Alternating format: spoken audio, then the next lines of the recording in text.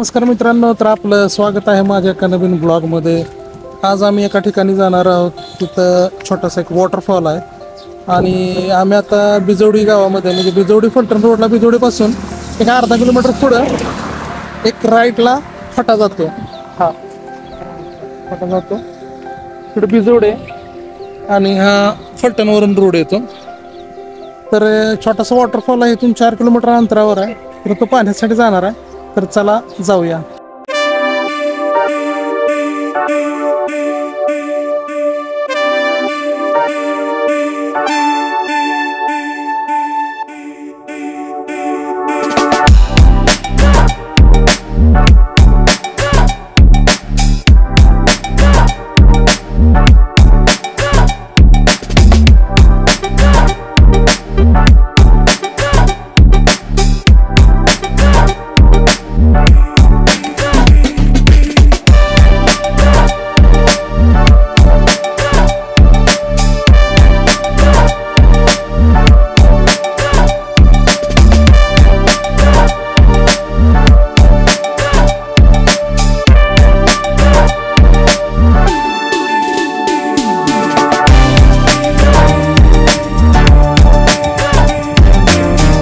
तर आता आम्ही जिथं वॉटरफॉल आहे त्या ठिकाणी पोचलेलो आहोत.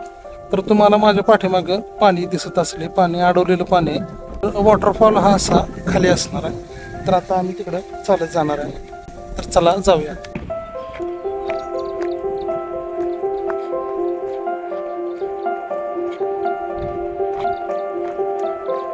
तर अशा प्रकारचा रस्ता आहे खाली जाण्यासाठी. हा बंधारा आहे, बंधारा बांधून इथं पाणी अडवलेलं आहे.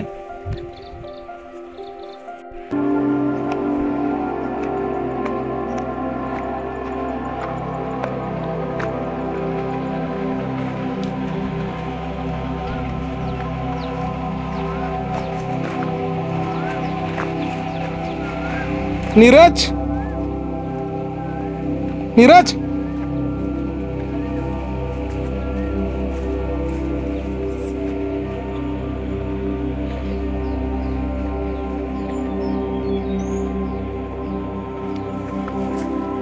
इथे एकदम घनदाट झाड आहे.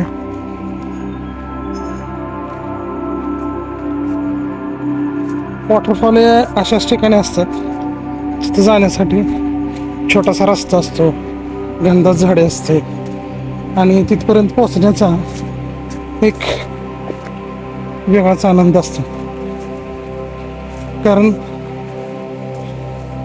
ह्या अशा अडचणीतून गेल्याशिवाय सुद्धा जे वॉटरफॉल पाण्याचं जे दृश्य आहे त्याचा आनंद मिळत नाही.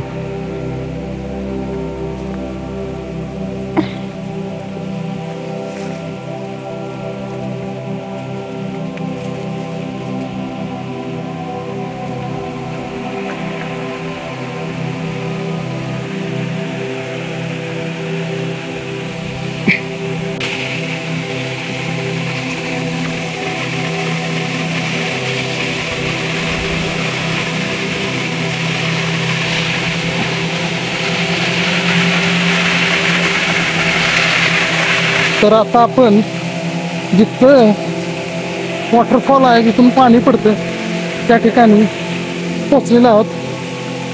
तर जाऊया.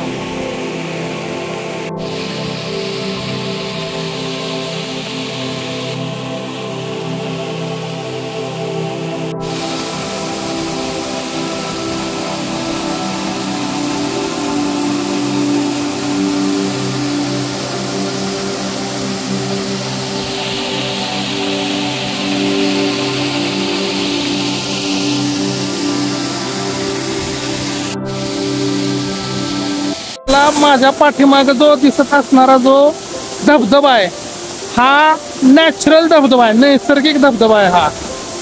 हा बनवलेला नाही किंवा कृत्रिम धबधबा नाही आहे. किती सुंदर दृश्य दिसत आहे बघा.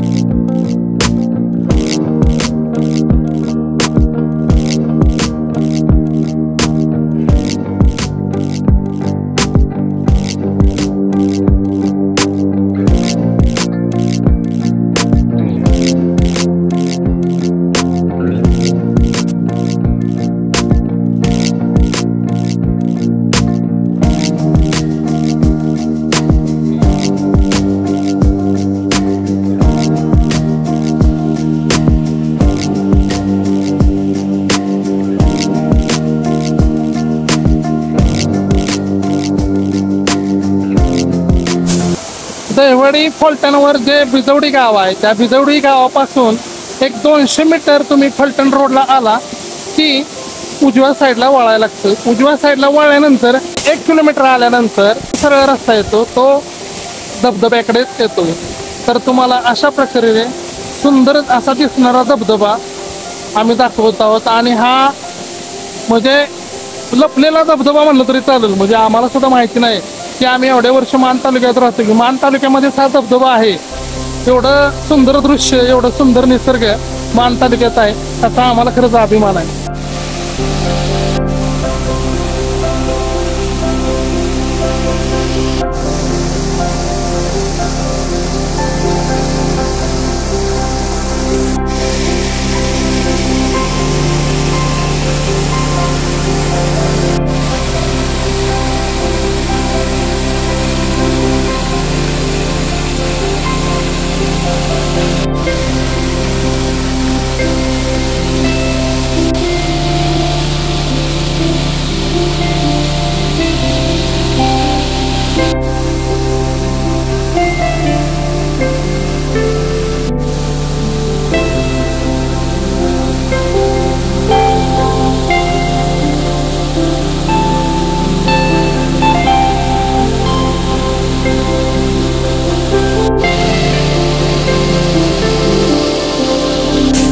तर अशा प्रकारे आपण हा धबधबा पाहिला आणि हा एवढा सुंदर धबधबा आहे ना, आम्हाला इथून जाण्याची इच्छा असते, पण वेळेची मर्यादा असल्यामुळं आम्हाला इथून जाणं गरजेचं आहे. तर अशाच प्रकारचे आमचे नवनवीन ब्लॉग येत राहतील. तर हा तुम्हाला ब्लॉग कसा वाटला हे तुम्ही मला कमेंटमध्ये सांगा. आणि असेच नवीन नवीन प्रकारचे माझे ब्लॉग पाहण्यासाठी तुम्ही माझ्या चॅनलला सबस्क्राईब करा. धन्यवाद.